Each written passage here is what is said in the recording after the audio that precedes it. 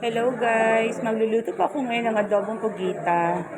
Ito po ang sekreto guys para palambutin ang inyong luto na adobong kugita. Magpakulo po muna kayo ng water na may mga ricados like bawang, bombay. Ako naglagay pa ako ng lemongrass, paminta, asin.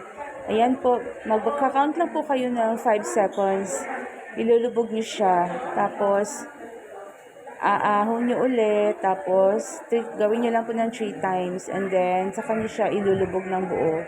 And then, mag-aantay lang po tayo ng 15 to 20 minutes po. Pakuluan siya para lumambot. At matanggal po yung kanyang mga langsa. Ayan po guys, makikita nyo naman. Tinakpan ko. Tapos, nag-iba na po yung color niya. Hindi pa po umabot siya ng 15 to 20 minutes. So, inantay ko pa po yan.